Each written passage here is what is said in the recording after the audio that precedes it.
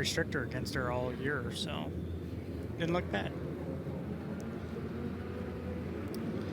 123 is on the track. We don't talk about Bruno on the pole. Christian Bruno, Earl McDoulet, row number 1. Don't give me that look, Chris. David Myers. It's okay. I'm pretty sure I made a Wicked reference, so I'll let you have that. You did. I will confirm that for you. Thank you. Preston Norbury and Steve Finn in row number 3. Tanner Holm and Eddie Hamlin in row number 4. Gavin Jewett and Justin Zimmerman making up row number 5.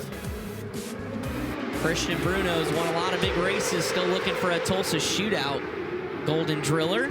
Been a quiet shootout for him so far. Haven't talked a lot about him, but here's a chance for him to shine as he jets out to the very early lead. McDoulet in the 60 car sits in position number 2. Riding rim up around the high side. Coleman 3. Myers battling with Tanner Holm in the 4th spot. That is a new to, but not exactly new to car for Holm. Out of the Farrell Framework stable, but that car had sat for a couple of years, so they went and got it a couple of months ago and freshed her all up and got her ready for the shootout so Tanner could have extra driving duty. Right now, battling on the bottom of the track with Myers. Myers' dad, Jason Myers, is the engine builder at Competitive Performance in Indiana. So he dives to the bottom looking for a spot on Holm. Holm keeping it wound up and around the top. Holds him off for now, but that's a good battle for 4th. Yeah, Preston Norbury doing a nice job as well, trying to follow Tanner Holm. But meanwhile, back up front here, how about this battle? McDowell and Sam Coleman. Coleman on the inside is going to get the door slammed shut as he hops the berm. And around the outside, Tanner Holm says, thank you very much. 2 for 1 in the Farrell Frameworks 11T. Channeling his inner Eminem with the 2 trailer park girls going around the outside. Caution is out, and I think that's for the 1Z of Justin Zimmerman. I got to laugh at it, Beeson. That was good. That was, yeah. Thank you.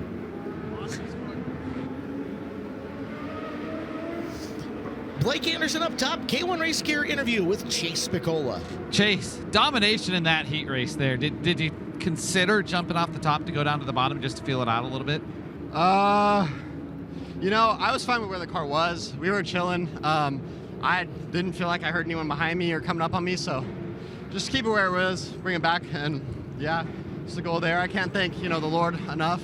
All glory to Jesus, and can't thank my parents and everyone who helps on the car, all my sponsors, Page Construction, A1 Electric, Corner Motorsports, Quickfin Racing, Money Inc.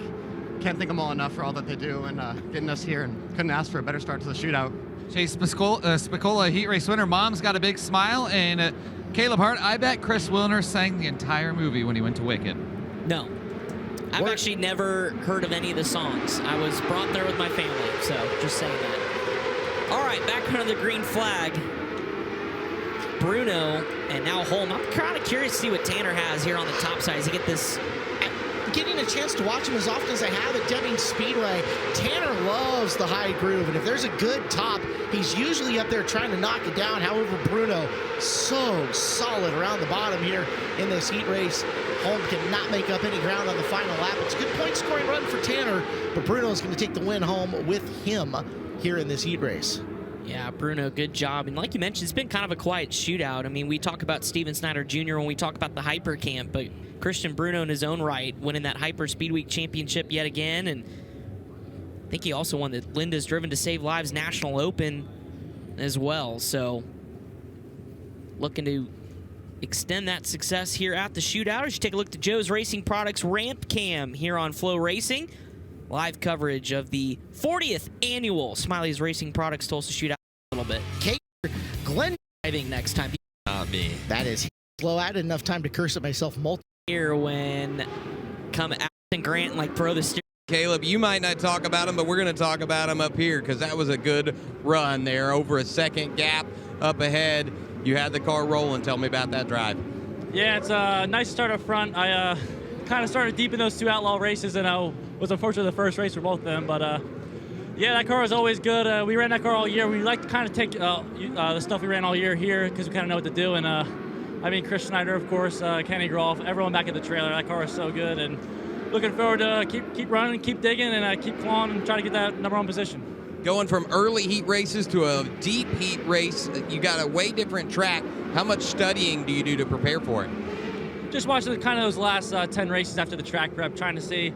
It was kind of bouncing back and forth there from top to bottom, and that's not what you want to see starting on the pole. But I knew after they watered it that last time out there, and I went out there and the bottom was pretty matte and brown, so I knew I had to stay there and just keep my foot down. All right, keeping the foot down worked, and Bruno is in victory lane for a heat race. Thank you, Brian. As the next heat race is out on the racetrack, and there's a guy that has probably been in this building